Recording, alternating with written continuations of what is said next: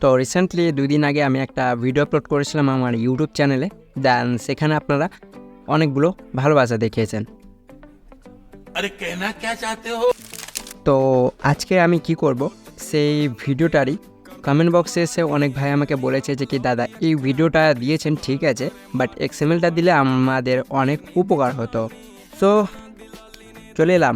তো আজকের ভিডিওটা আমি আপনাদেরকে কি করব, সেই এক্সএমএলটাই শেয়ার করব।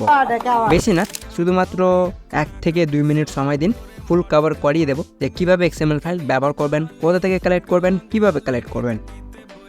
তো ভিডিওটা শুরু করার আগে ছোট্ট একটা ইন্ট্রো হয়ে যাক।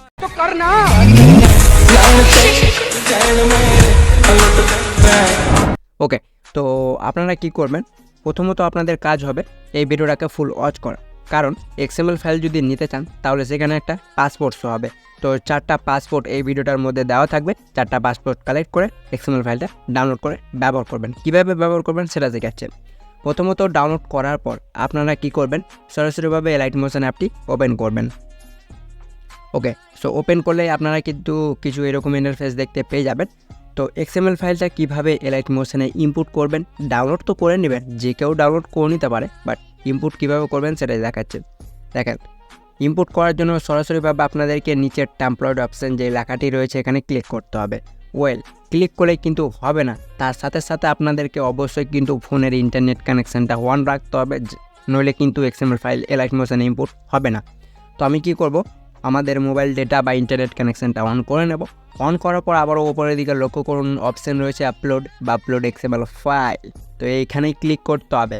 সো ক্লিক করলে আপনারা দেখতে পারবেন যতগুলো এক্সএমএল ফাইল ডাউনলোড করবেন ততগুলো শো হয়ে যাবে। দেন শো হয়ে যাওয়ার পর যে এক্সএমএল ফাইলটা আপনারা এখানে ইনপুট করতে চান সেটাতে ক্লিক করতে হবে। তো আমি আপনাদেরকে দেখিয়ে দিচ্ছি, এই যে এটাতে ক্লিক করলাম। ক্লিক করার পর দেখতে পাচ্ছেন চলে এসেছে। আরে আর ওকে, সো দেখতে পাচ্ছেন আমার কিন্তু সেই প্রজেক্ট ফাইলটা এখানে চলে এসেছে। তো এইভাবে করে আপনাদেরকে কি করতে হবে, এক্সএমএল ফাইলটা অ্যাড করতে হবে।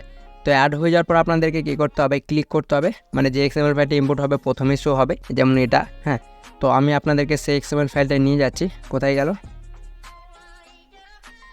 আরে এ নেই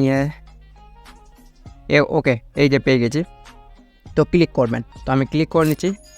সো ক্লিক করার পর এখানে দেখতে পাচ্ছেন অনেকগুলো লেয়ার রয়েছে। তো আপনাদেরকে কি করতে হবে, ফটো লেয়ার, ফটো কোথায় অ্যাড করবেন, সব থেকে নিচের লেয়ারে ফটো অ্যাড করবেন। ওকে, তো আমি অলরেডি নিচে লেয়ারে ক্লিক করব। ক্লিক করার পর কালার অ্যান্ড ফিলের অপশান রয়েছে, এখানে ক্লিক করে এই যে এখানে ক্লিক করব। ক্লিক করার পর আপনাদের যেটা মানে অ্যাড করা থাকবে বা যে ফটোটা ক্রিয়েট করা থাকবে সেই ফটোটা সিলেক্ট করবেন। সিলেক্ট করার পর অ্যাড করে নিতে পারবেন। অ্যাড করার পর এবার ক্যাপশনের ব্যাপার, মানে ক্যাপশন কোথায় অ্যাড করবেন। ক্যাপশন অ্যাড করার জন্য 3 নম্বর লেয়ারে ক্লিক করতে হবে, এই যে এখানে। তো এখানে ক্লিক করলে ক্যাপশনের অপশান চলে এসেছে। কালার অ্যান্ড ফিলে ক্লিক করে এখানে ক্লিক করবেন। ক্লিক করার পর যে ক্যাপশনটা রয়েছে সেটা অ্যাড করে নেবেন। তো এইভাবে করে আপনারা কিন্তু এই ধরনের এক্সএমএল ফাইল ব্যবহার করে নিতে পারবেন। তো আশা করব আজকের ভিডিও ছিল এই পর্যন্তই। যাই হোক, বেশি না, শুধুমাত্র 3 মিনিট হয়েছে। তো অবশ্যই আপনারা ভিডিওটায় ভালোবাসা দেখাবেন। আর নেক্সট কোন এক্সএমএলটা নিতে চান অবশ্যই আমাকে কমেন্ট করবেন, আমি আপনাদের জন্য সেই এক্সএমএলটাও বানিয়ে দিয়ে দেবো। সো ভালো থাকবেন, দেখা হচ্ছে অন্য কোনো ভিডিওর ওপর।